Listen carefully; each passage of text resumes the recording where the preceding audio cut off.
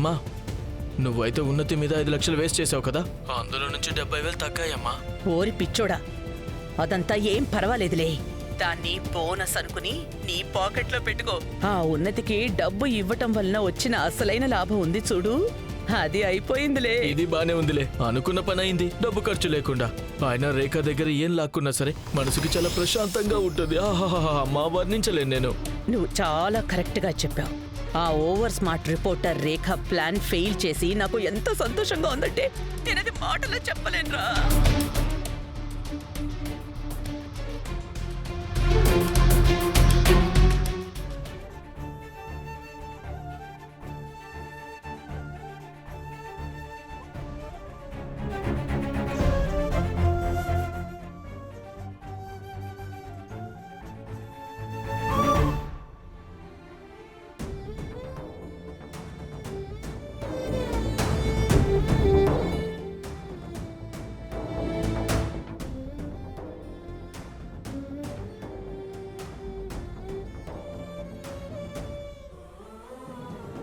ధ్రువ్,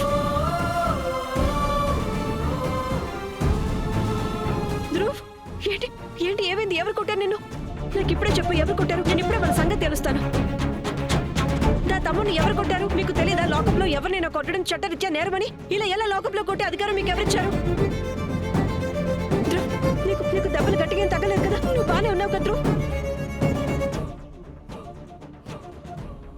నాకు ఇలా చేసింది ఎవరో తెలుసుకోవాలని ఉంది కదా.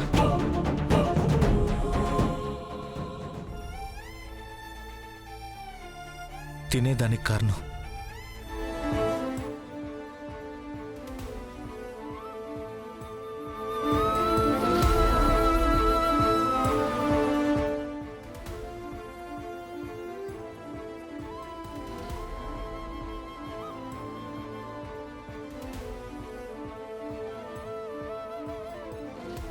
నువ్వు ఎవరినో తప్పు పట్టాలనుకుంటున్నావు కదా, అయితే నిన్నే తిట్టుకో. నువ్వు నన్ను మోసం చేశావు. పోలీసులను పిలిచి నువ్వు ఎప్పుడు ప్రతి ఒక్కటి ముందు గొప్పతనం అవ్వాలని అనుకుంటావు. జీవితం అంతా నువ్వు ప్రపంచం ముందు ఇదే నిరూపించాలనుకుంటావు కదా, నువ్వు చాలా గొప్పదానివని.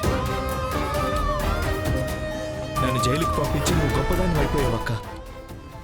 ఇప్పుడు ఇక్కడికి వచ్చి నాకు నా ఫ్యామిలీకి ఏం నిరూపించాలనుకుంటున్నావు? నువ్వు నీ తమ్ముడిని చాలా ప్రేమిస్తున్నావనా?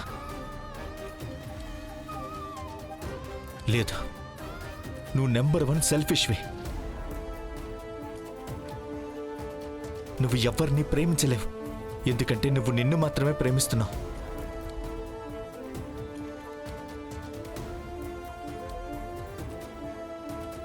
నిన్ను నా అక్కని చెప్పడానికి కూడా సిగ్గుగా ఉంది.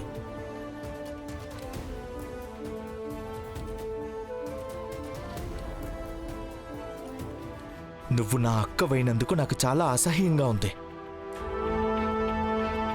భగవంతుడు నీలాంటి అక్కని ఎవ్వరికి ఇవ్వకూడదు.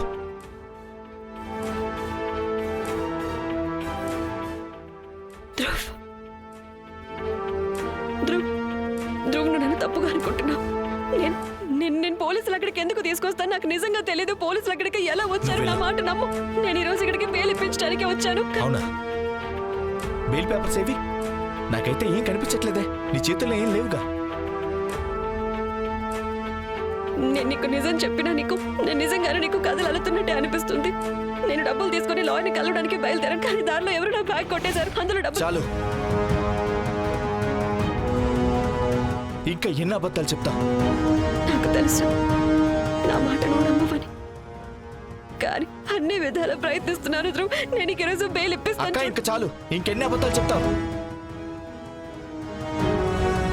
నువ్వు చేసే ప్రమాణాలన్నీ అబద్ధాలే. ఈ రోజు రేఖా చౌదరి గొంతులో దమ్మే లేదు. ఏంటి ధ్రువ్, నువ్వు నాతో ఇలా మాట్లాడుతున్నావు? నీకు నా మాటలు అర్థం లేనట్లు అనిపిస్తున్నాయి కదా. అయితే నీ ధ్రువ్ నీ వరకు చచ్చిపోయాడు అనుకో.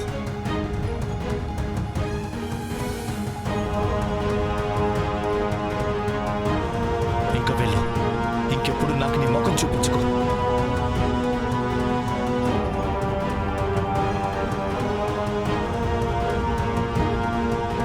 ఈ రోజు రేఖా వదిన ఒక్కరే కాదు ధ్రువ్, నువ్వు కూడా బయటకు వెళ్తావు.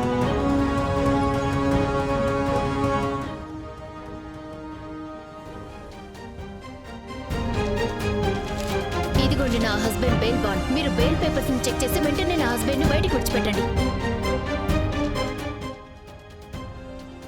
ఉన్నతి నువ్వు అంత డబ్బు డోంట్ వరీ వదినా, నేను అన్నయ్య దగ్గర ఏం తీసుకోలేదు. ఎందుకంటే మీలాగా తనకి కూడా నా ధ్రువుకి బెయిల్ ఇవ్వడంలో ఎలాంటి ఇంట్రెస్ట్ లేదు.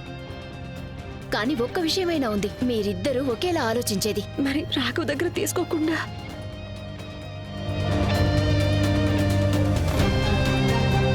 రేఖ నాకు జస్ట్ ఇప్పుడే చెప్పింది. తను లాయర్ తనకి చెప్పాడంట మొత్తం 5 లక్షల రూపాయలు బాండ్ అమౌంట్ ఇవ్వాలి అని చెప్పి ధ్రువాన్ని జైలు నుంచి విడిపించడానికి. అందుకే ఈ డబ్బు తీసుకునెళ్ళు, జరిమానా కట్టు, నీ ధ్రువాన్ని జైలు నుంచి బయటికి తీసుకురా. ఆ! నాకు థ్యాంక్ యూ చెప్పడానికి ముందు నేనిప్పుడు ఏం చెప్పబోతున్నానో అది చెయ్యాల్సి ఉంటుంది. అన్నిటికంటే ముందు నీ నగలన్నీ దాచేసేయ్. ఎందుకు? అమ్మా ఉన్నతి, అప్పుడే నువ్వు మీ అత్తారింట్లో వాళ్ళకి చెప్పగలవు నువ్వు నీ నగలన్నీ అమ్మేసి ఈ డబ్బులు అరేంజ్ చేశావు అని. ఆ తర్వాత ఆ రిపోర్టర్ రేఖ ఖచ్చితంగా తెలుసు తనే నీ భర్తని జైలుకి పంపించింది అని. తనకి బదులు నువ్వు గొప్పదానివైపోతావు మీ అత్తారింట్లో. ధ్రువ దృష్టిలో, వాళ్ళ దృష్టిలో నువ్వు ఒక గొప్ప భార్యవైపోతావు. నీ భర్త కోసం ఎంతో ఉన్నత స్థానానికి వెళ్తావు. వావ్ అత్తయ్య, మీరు భలే ప్లాన్ వేశారు. Thank you. ఈ వంకతో నాకు కూడా అవకాశం దొరుకుతుంది రేఖా వదినతో నా లెక్క తేల్చుకోవడానికి. నేను నా భర్తని కాపాడుకోవడానికి నా నగలన్నీ అమ్మేశాను.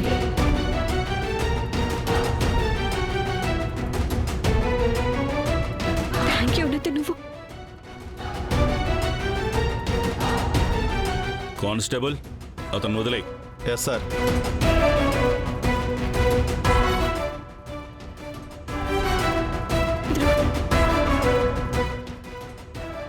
పద ధ్రువ్. ఇక్కడ సైన్ చేయి.